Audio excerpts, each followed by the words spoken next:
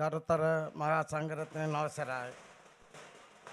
இந்த இஸ்லாமிய கிறிஸ்தவ மத பெரியோர்களே, அதிமேதகு ஜனாதிபதி ரணில் விக்ரமசிங்க அவர்களே மற்றும் அவருடைய வெற்றிக்காக இங்கு முழக்கமிட வந்திருக்கின்ற அனைத்து கௌரவ அமைச்சர்களே, இராஜாங்க அமைச்சர்களே, அதேபோல் எனது நண்பரும் வன்னி மாவட்ட பாராளுமன்ற உறுப்பினரும் மாவட்ட ஒருங்கிணைப்பு வவுனியா மாவட்ட ஒருங்கிணைப்பு தலைவருமான கௌரவ திலீபன் அவர்களே, அதேபோல் இங்கு இருக்கின்ற ஏனைய அனைத்து அரசியல் கட்சிகளின் பிரதிநிதிகளே, அதேபோல் மேடையை அலங்கரித்து கொண்டிருக்கின்ற அனைத்து பிரமுகர்களே மற்றும் எனது அன்பிற்கும் மதிப்பிற்கும் கூறிய உறவுகளான பெரியோர்களே, தாய்மார்களே, சகோதர சகோதரிகளே, உண்மையிலே நாங்கள் இன்று இங்கு கூடியிருக்கின்றோம். இறைவன் உதவியுடன் நாம் அன்று பொருளாதார தாக்கம், அன்று இருந்த ஜனாதிபதி பதவி துறந்து, அமைச்சரவை பதவி துறந்து, பொருளாதாரம் மிகவும் விழுந்திருக்கிற அந்த சந்தர்ப்பத்தில் எமது நாட்டை பாதுகாத்து தன்னால் இந்த நாட்டு மக்களை பாதுகாக்க முடியும். இந்த நாட்டு மக்களுடைய பொருளாதாரத்தை கட்டி எழுப்பி இந்த நாட்டு மக்களை சிறந்த ஒரு ஒரு பொருளாதாரத்தை பேணக்கூடியவர்களாகவும் சிறந்த வருமானம் பெறக்கூடியவர்களாகவும் மாற்ற இயலும் என்று வந்த ஒரு நாயகன் தான் இன்று நம்மிடம் வந்திருக்கின்றார். எதற்காக இன்று வந்திருக்கின்றார்? எதற்காக? வருகின்ற முறை இதே மாதிரி நாடு முன்னேறி கொண்டு மக்களுடைய பொருளாதாரம் மேம்பட வேணுமா, அல்லது நாங்கள் பழைய நிலைமைக்கு செல்ல வேணுமா என்றதை தீர்மானிப்பதற்காக இன்று அவர் இந்த கிட்டத்தட்ட இந்த 2.5-3 வருடங்கள் அவர் செய்த சேவையை, அவர் செய்த அந்த வேலை திட்டங்களை இன்று அதற்கு பிரதி உபகாரமாக நீங்கள் என்ன செய்ய இருக்கின்றீர்கள் என்பதனை பார்ப்பதற்காகவும் அதற்கான கோரிக்கையை வைப்பதற்காகவும் தான் இன்று அவர் உங்களிடம் வந்திருக்கின்றார். அப்போ அந்த அடிப்படையில் இங்கே முதல் கூறியது போல் எங்களுக்கு ஆரம்பத்தில் சொன்னாங்க அந்த இந்த விளையாட்டு கிரவுண்ட், இந்த கிரவுண்டே எடுக்கிறீங்க, இதில் எப்படி சனத்தை எடுக்க போகிறீங்க, அதுவும் போக நேரம் அந்த காலையில் 9:30ங்கிறது உண்மையிலேயே அது ஒரு பொருத்தமில்லாத ஒரு நேரம். இந்த வெயிலுக்கும் எங்களுக்கு தெரியும், எங்களுடைய ஜனாதிபதி அவர்கள் இந்த நாட்டுக்கு செய்திருக்கின்ற சேவைகள், அவர் அந்த அடிப்படையில் மக்கள் நன்றியுடையவர்களாக இருப்பார்கள். அன்று தெரியும் எவ்வளோ போலின் ஒவ்வொரு விஷயங்களுக்கும் அந்த அடிப்படைகளில் அந்த நம்பிக்கையில் எந்த வெயிலாக இருந்தாலும் நாங்கள் உங்களுக்கு நம்பிக்கையுடையவர்களாகவும் உங்களுடைய சேவை மூலம் நாங்கள் எவ்வாறு எமது வாழ்க்கை தரம் உயர்ந்துச்சோ அதற்கு நன்றி கடன் உள்ளவர்களாக இருப்போம் என்பதுதான் இந்த மக்களுடைய சனத்திரள். அதுக்காக தானே வந்திருக்கின்றீர்கள். அதுதான் எங்களுடைய எதிர்பார்ப்பு.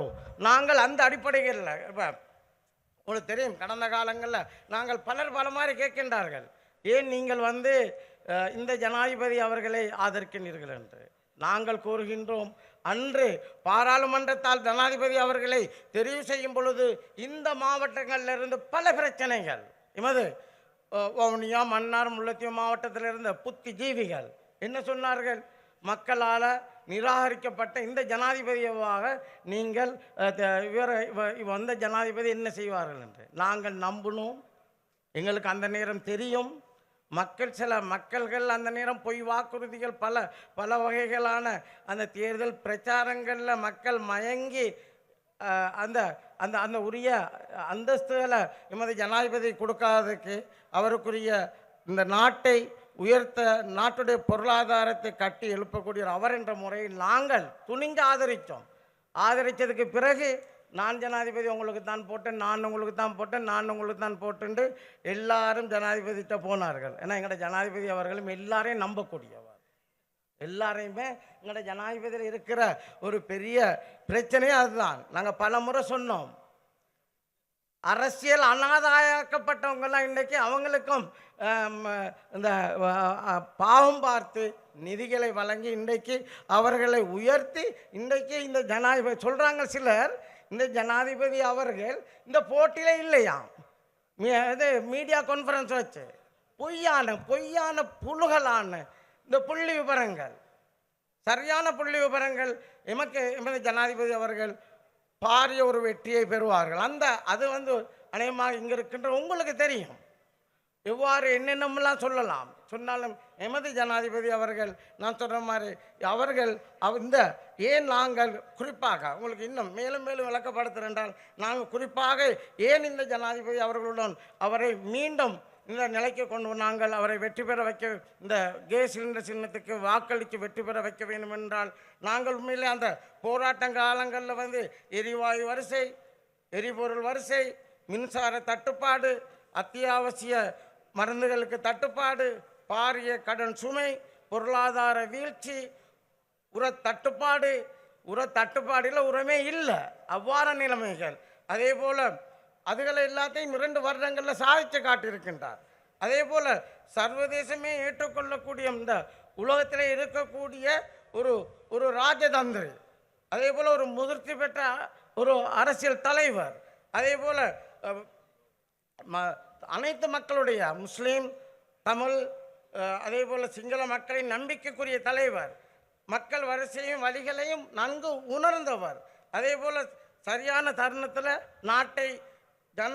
நாட்டுடைய ஜனநாயகத்தை பாதுகாப்பதற்கு முன்வந்து ஜனநாயகத்தை பாதுகாத்ததால தான் இன்றைக்கு இந்த தேர்தலுக்கு நாங்கள் இந்த கூட்டம், இந்த தேர்தலுக்கு ஒவ்வொருவரும் ஒவ்வொரு விதமாக கதைக்கின்றார்கள். ஒவ்வொருவரும் அதற்கு காரணம் இந்த ஜனநாயகத்தை பாதுகாத்தது தான். அதே போல் ஏனைய ஜனாதிபதிகளோடு நாங்கள் ஒப்படையில் எந்த சவாலையும் எந்த சந்தர்ப்பத்திலையும் எதிர்நோக்கி அதை முன்னோக்கி செல்லக்கூடிய ஒரு ஜனாதிபதி. அதே போல் அவர் சம்பிரதாய குறிப்பாக சொல்கிற அரசியலுக்கு அப்பால் யதார்த்த அரசியல்வாதி என்பதை நாங்கள் இங்கே கூறிக்கொள்ள விரும்புகிறோம்.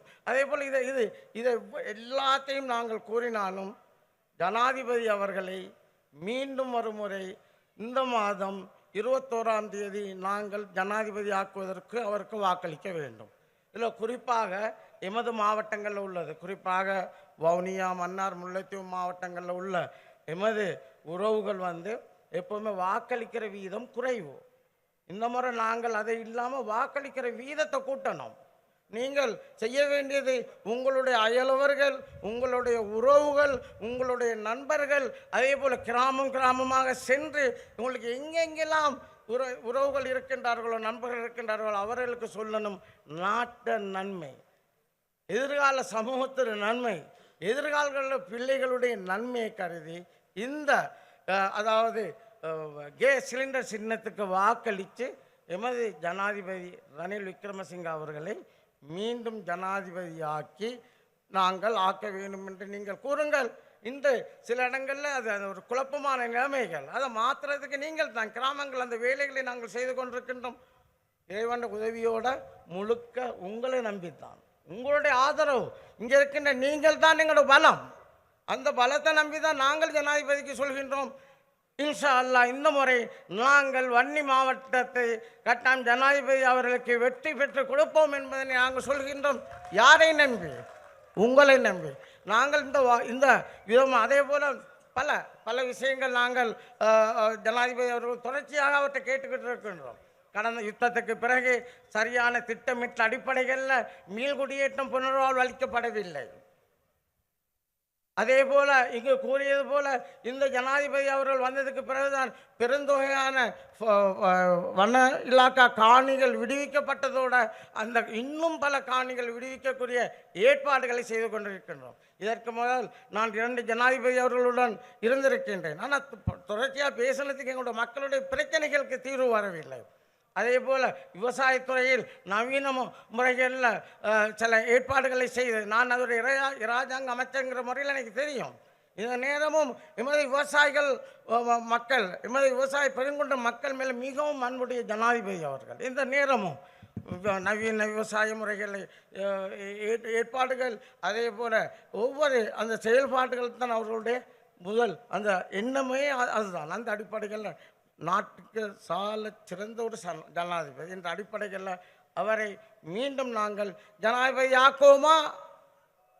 ஜனாதிபதி அவர்களை ஆதரித்து அவர்களை ஆக்குவதற்குரிய ஏற்பாடுகளை நீங்கள் செய்ய வேண்டும். உங்களை நம்பிதான் நாங்கள் இன்று அவருக்கு பல வாக்குறுதிகளை கொடுக்கின்றோம். அதுபோல் கடைசியாக நான் சொல்ல விரும்புவது, நாங்கள் வீழ்ச்சியடைந்த நாட்டை மீட்டெடுத்த ரணில் விக்ரமசிங்கவின் வேலை திட்டத்தை மாற்றினால் முழு நாடும் வீழ்ச்சி அடையும் என்பதனை மட்டும் கடைசியாக நாங்கள் எல்லோரும் உணர வேண்டும் என்று உங்களிடம் அன்பாக கேட்டுக்கொண்டு, எமது ஜனாதிபதி அவர்களை மீண்டும் ஜனாதிபதி ஆக்குவோம். ரணில் விக்ரமசிங்க அவர்களுடைய கேஸ் சிலிண்டர் சின்னத்துக்கு அனைவரும் வாக்களிக்க வேண்டும். வாக்களிப்பீங்களா இல்லையா? வாக்களிக்க வேண்டும் என்று கேட்டுக்கொள்வதோடு அதே போல் சாமானி මෙතන අපිට මෙච්චර වෙලාවකින් මෙතන අනිත් ඇමතිතුමාලා කියපු විදිහට අපිට ඉතින් අපේ ගාවේ විල ඉන්න අපේ ගරු ජනාධිපති රනිල් වික්‍රමසිංහ මැතිතුමා එයාව මේ සැරත් ඔයගොල්ලෝට දන්නවා කොච්චර පොලිමක හිටියද, කොච්චර දුක් විඳාද, කොච්චර අමාරු වුණාද කියලා ඔයගොල්ලෝට දන්නවා. ඒ වගේ තත්ත්වයට අපි ආපහු එන්නේ නැතුව රට බේරෙන්න නායකයා පෙන්නලා තියෙනවා. අවුරුදු 2.5-3කින් විතර මේමයි රට ගෙනියන්න ඕනේ, මේමයි පාලන කරන්න ඕනේ කියලා රට පෙන්නලා අපේ නායක ගරු ජනාධිපති රනිල් වික්‍රමසිංහ මැතිතුමාව දිනවන්න එයාගේ සිලින්ඩර් වලට ඡන්ද දාලා එයාව ලොකු ඡන්ද ප්‍රමාණයෙන් වලින් අපි දිනවන්න ඕනේ කියලා එල්ලින් කරලා මගේ කතාව කරනවා. Thank you. இது போன்று பல செய்திகளை தெரிந்து கொள்ள நமது வைப்ஸ் டிவி யூடியூப் தளத்தை சப்ஸ்கிரைப் செய்து அருகிலுள்ள பெல் பட்டனை கிளிக் செய்யுங்கள். மேலும் பல செய்திகளை அறிந்து கொள்ள www.vaibznews.com வைப்ஸ்நியூஸ்.com என்ற இணையதளத்தை பார்வையிடுங்கள்.